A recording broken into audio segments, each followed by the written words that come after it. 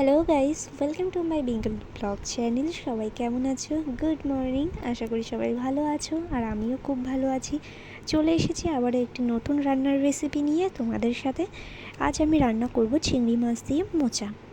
তো চলো শুরু করা যাক। দেখো, মোচা রান্না করার জন্য আমি কিন্তু এখানে মোচাটাকে ভালোভাবে কেটে ধুয়ে নিয়েছিলাম, আর প্রেশার কুকারের মধ্যে হলুদ দিয়ে আর নুন দিয়ে ভালোভাবে মোচাটাকে সেদ্ধ করে নিয়েছিলাম। আর আমি এর মধ্যে ছোলাটাও দিয়ে দিয়েছিলাম, কারণ আগের দিন রাত্রে আমি ছোলাটাকে ভিজিয়ে রাখতে একদমই ভুলে গেছিলাম। তোমরা চাইলে আগের দিন রাত্রে বা তোমাদের সময় মতো ছোলাটাকে ভিজিয়ে রাখতে পারো, তাতে কিন্তু আর সেদ্ধ করার প্রয়োজন পড়বে না। দেখো, এই মোচা রান্না করার জন্য আমি যে মশলাগুলো নিয়েছি সেগুলো কিন্তু সচরাচর বাড়িতে সবসময়ই থেকে থাকে।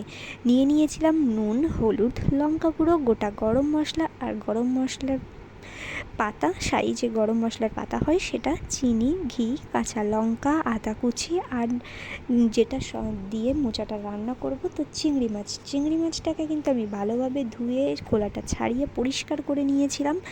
আর নিয়েছিলাম একটু ধনে গুঁড়ো আর জিরে গুঁড়ো। আর আমি মোচার আলুটাও ছোট ছোট করে কেটে নিয়েছিলাম, এবং গরম তেলে সেটাকেও কিন্তু আগে থেকে ভেজে নিয়েছিলাম নুন আর হলুদ দিয়ে। তো একটু লাল লাল করেই ভেজে নিয়েছিলাম। আর নিয়েছিলাম ভাজা মশলা, যেটাই কিন্তু মোচার মধ্যে সব থেকে বেশি জরুরি। এই ভাজা মশলা দিলে কিন্তু মোচার টেস্টটা আরও দ্বিগুণ বেড়ে যায়। আমি আমার আগের একটি ভিডিওতে তোমাদের সাথে বলেছিলাম এই ভাজা মশলার মধ্যে আমি কি কি মশলা দিয়ে থাকি। তোমরা যদি চাও অবশ্যই চ্যানেলে গিয়ে সেটা দেখে নিতে পারো। তো চলো রান্না শুরু করা যাক। গ্যাসের ফ্লেমটাকে একদমই আস্তে দিয়ে কড়াইতে দিয়ে দিলাম পরিমাণ মতো তেল। আমি এখানে সরষের তেল ব্যবহার করছি, তোমরা চাইলে রিফাইন তেলও ব্যবহার করতে পারো। তবে এইসব মোচা টোচা রান্না করার জন্য সাধারণত সরষের তেল ব্যবহার করলে তার স্বাদ কিন্তু আরও সুন্দর হয়।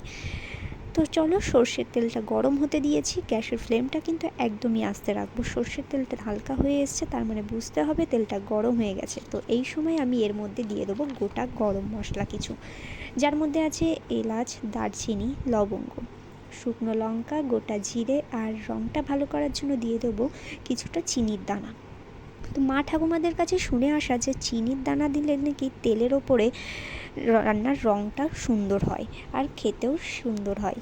তো চিনিটা দেখো তেলের ওপরে যখন গলে উঠবে লাল লাল হয়ে, তখনই আমরা আমাদের যে আদা কুচিটা রেখেছিলাম সেটা এই তেলের ওপরে দিয়ে দেবো। তো আদা কুচিটা ভালোভাবে কড়াইতে নাড়াচাড়া করে নেবো। তার মধ্যে এবার দিয়ে দেবো চিংড়ি মাছগুলোকে স্বাদ মতো নুন আর হলুদ দিয়ে হালকা এপিট ওপিট ভেজে নেবো। খুব বেশি ভাজবো না, যাতে শক্ত হয়ে যায়। একটু লাল লাল হয়ে এলেই আমি যে মোচাটা কেটে রেখেছিলাম, জল ঝরিয়ে রেখেছি, সেই মোচাটাকেই হাত দিয়ে আর একটু চেপে চেপে জলটা ঝরিয়ে কড়াইয়ের মধ্যে দিয়ে দেবো। তারপর মোচাটাকে ভালোভাবে মশলার সাথে মিশিয়ে নেব। তারপর এতে একে একে আমি যে মশলাগুলো রেখেছি সেগুলো অ্যাড করে দেবো।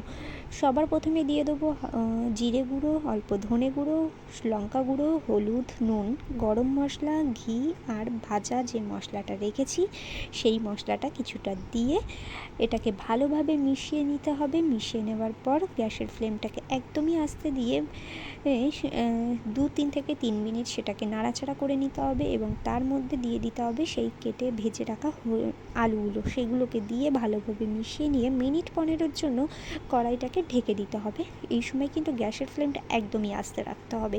মিনিট 15 পর যখন কড়াই থেকে ওটা ঢাকনাটা তুললাম, তখন দেখো অলরেডি কিন্তু মোচাটাও মাখো মাখো হয়ে এসছে আর আলুটাও গলে এসছে। তো আলুটা গলে আসলে এই সময় কিন্তু নুন, হলুদ, চিনি বা যাই হোক লঙ্কার গুঁড়ো সবটা স্বাদ মতো দেখে নিতে হবে। দেখে নিলে তারপর আবার মিনিট 10 জন্য সেটাকে ঢেকে দিতে হবে। তারপর মিনিট 10 পর যখন খুললাম, মোচা কিন্তু একদম রেডি।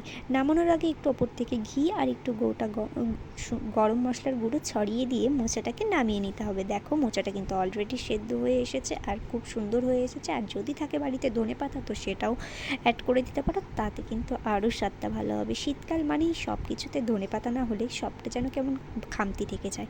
তো এবার চলো বলি, আমার চ্যানেলে যারা নতুন তারা অবশ্যই চ্যানেলটাকে সাবস্ক্রাইব করো, আর হ্যাঁ, নোটিফিকেশানটা অবশ্যই অন করো যাতে আমার পরবর্তী ভিডিও তোমরা দেখতে পাও আমি আপলোড করলে।